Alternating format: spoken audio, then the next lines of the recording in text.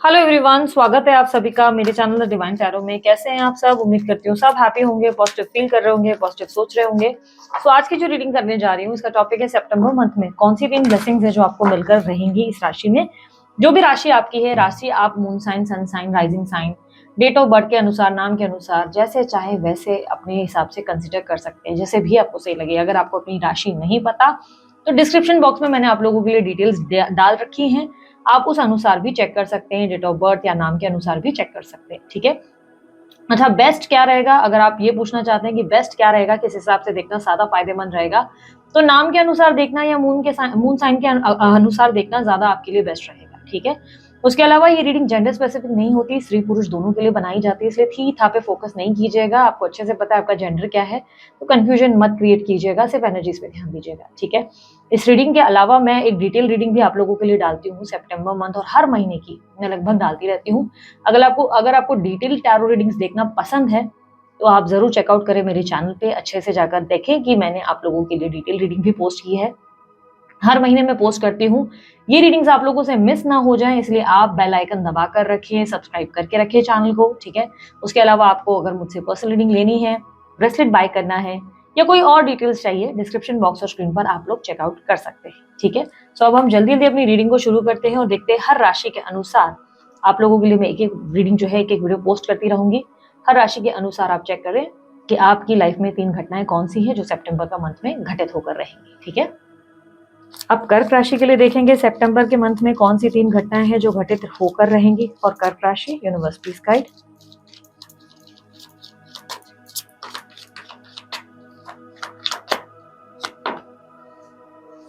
Wheel of Fortune, 7 of wands, high priestess, queen of cups.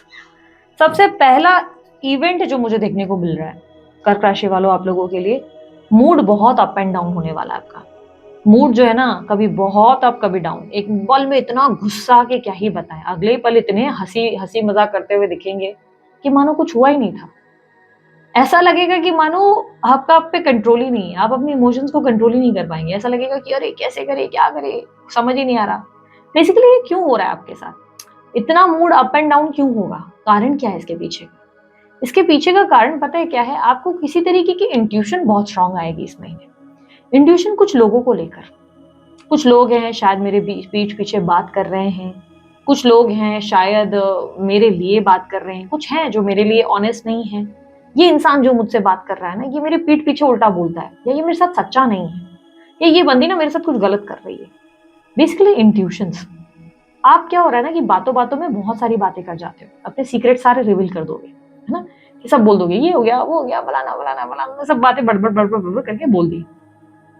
Next day you are feeling shit, मैंने extreme बोल दिया, वो इंसान अब मुझे जज करेगा, वो इंसान अब मुझे मेरे बारे में बात करेगी, मैंने उसे अपना सेंसिटिव साइड क्यों दिखा दिया यार, गिल्ट, रिग्रेट, मैंने ऐसा क्यों किया, मैंने वैसा क्यों किया, मैं बुरी हूँ, मेरे अंदर ना कोई कंट्रोल ही नहीं है, मैं बहुत स्टक हूँ, मैंने हमेशा ऐसा किया वैसा किया। तो क्या कर रहे हो? बेसिकली आप खुद को बार बार ब्लेम कर रहे हो। एंड देन सडनली क्या होता है ना कि जिस तरह आप अपने आप को ब्लेम करते चले जा रहे हो ना, आपको हो रहे हैं मूड स्विंग्स भयंकर वाले। सडनली आपको अपने ऊपर ही गुस्सा आ रहा है, तो आप क्या हो रहा है कि ओवर रिएक्ट कर जा रहे हो, बहुत ज्यादा चिड़चिड़े हो जा रहे हो, और सब भी आपको देख के ऐसे सोच रहे हैं कि इसको क्या हुआ भाई, ये क्यों ऐसे बिहेव कर रहे हैं, इनको तो कुछ था नहीं, इशू कहाँ से आ गया भाई, क्या प्रॉब्लम्स है इनकी।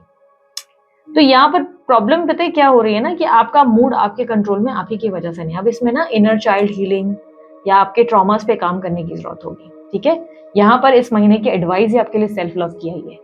सेल्फ लव का मतलब ये हो गया कि इस महीने आपको ना डेली मॉर्निंग में नाइट में जब भी टाइम लगे, आपको लिखना चाहिए कि कौन सी बात आपके मन को परेशान कर रही है, क्या आप कैसा महसूस कर रहे हैं आज उठने के बाद, आपका दिन आज का कैसा है, आपको कैसा फील हो रहा है, या आप आज के दिन में क्या क्या प्लान करके बैठे हुए हैं।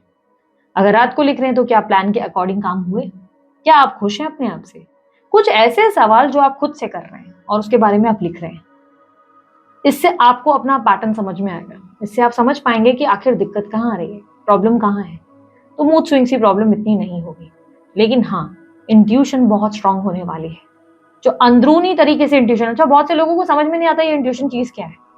अब बहुत से लोग जो मेडिटेटिव स्टेट में हैं, उनको तो पता है इंट्यूशन क्या है, या साइकिक रीडर टैरो रीडर्स, उनको आइडिया होगा। हर किसी को नहीं, मोस्टली टैरो रीडिंग्स रटा मारकर जो है काम करते हैं।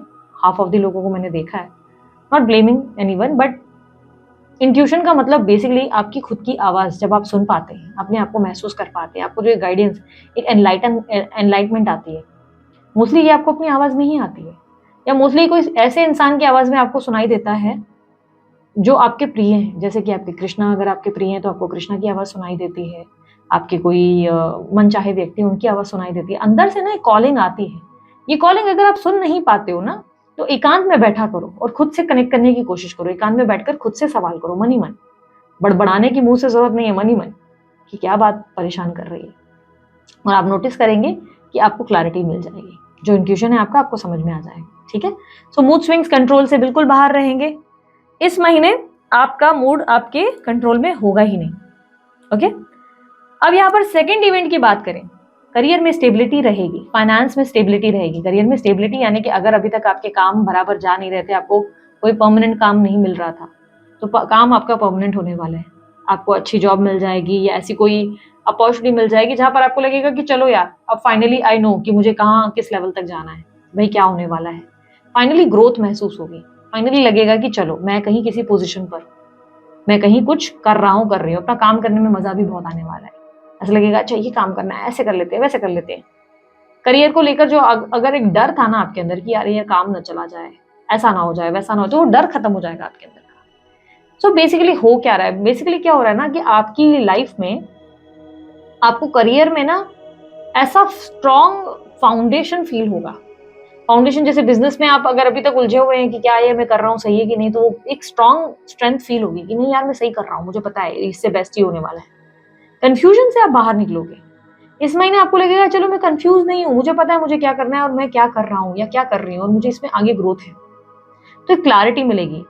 अचानक बाहर जाने की भी संभावनाएं बन सकती हैं। सडनली कहीं बाहर जाना है तो संभावनाएं बन सकती है। सडनली ऐसा कुछ हो जाएगा कि कम्युनिकेशन, आप कोई जॉब ऑफर के लिए वेट कर रहे थे, कोई कॉल के लिए वेट कर रहे थे कि बोला था कंपनी ने कॉल करेंगे, या कहीं विदेश में कहीं अप्लाई किया, कोई मेल डाला था, तो वहां का रिस्पॉन्ड आ जाएगा। कोई ऐसा रिस्पॉन्स अनएक्सपेक्टेडली आ जाएगा जो आपको खुश कर देगा, मन बहुत ज्यादा एक्साइटेड होगा और फाइनली रियलाइजेशन होगा कि अच्छा हाँ ये करना है मुझे, ये काम है मेरा।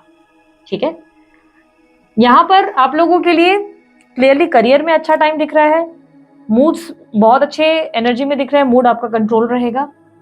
जो थर्ड इवेंट आप लोगों के लिए देखने को मिल रहा है, थर्ड इवेंट मुझे स्ट्रांगली दिखाई दे रहा है कि आपके घर में किसी तरीके का आप रिनोवेशन कराएंगे।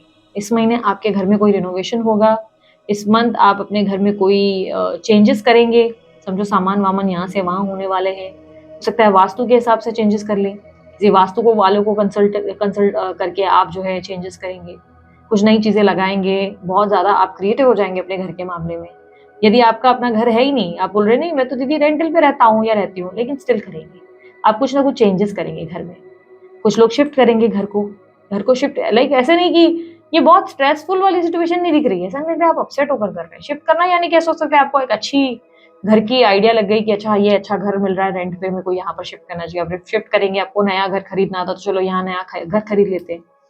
मोस्टली इंटीरियर होगा, रिनोवेशन होगी, जरूरी नहीं कि बहुत बड़े बड़े काम हो सकता है आप छोटे छोटे काम करेंगे। घर को बार बार चेंज करने की सोचेंगे, टेबल इस तरफ पड़ा है चलो टेबल को हटा के उस तरफ कर देते हैं, ये चीज यहाँ क्यों पड़ी है साइने को यहाँ से हटाया जाए।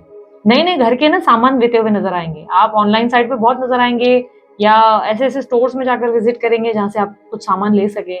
घर के नए नए सामानों की आने के चांसेस हैं।